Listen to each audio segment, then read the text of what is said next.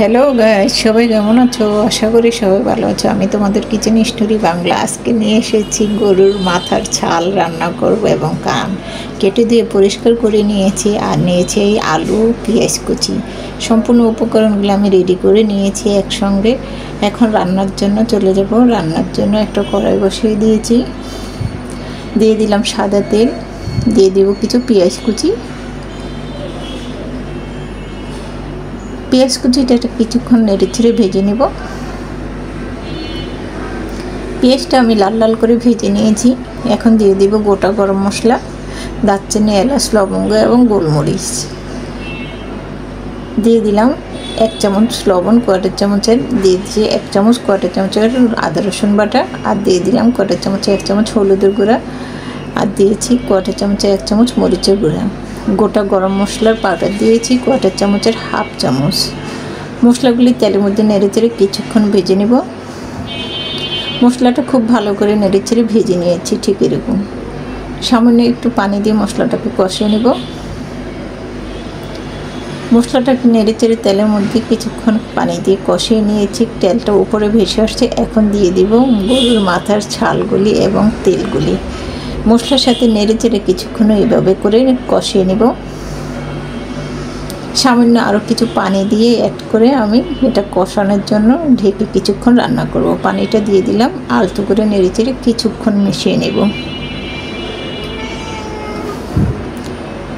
এখন আমি কিছুক্ষণের জন্য এটা ঢেকে রান্না করব। ঢাকনা দিয়ে ঢেকে দিলাম। 10 মিনিট ঢেকে রান্না করেছি।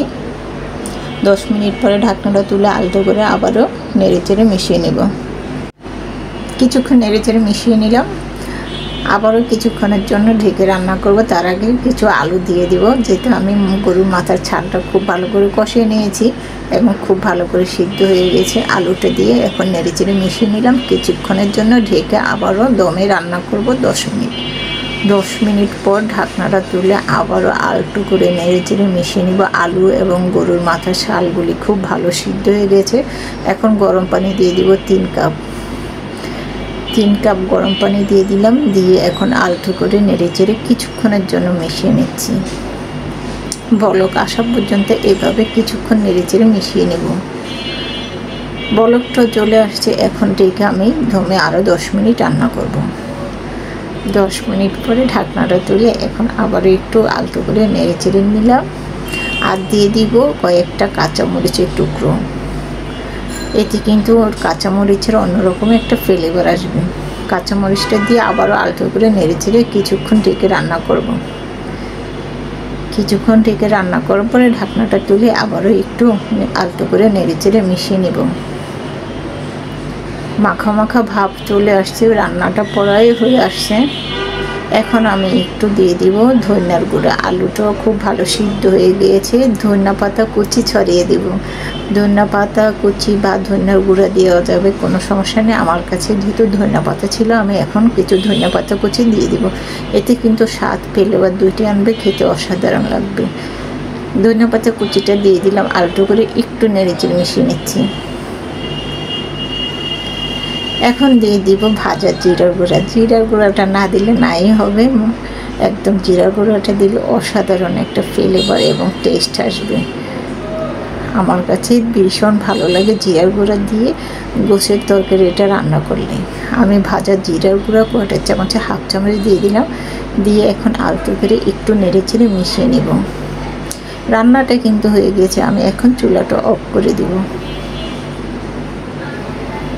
চুলাটা বন্ধ করে দিয়েছি। চুলা থেকে তরকারিটাকে আমি এখন নামিয়ে নেব।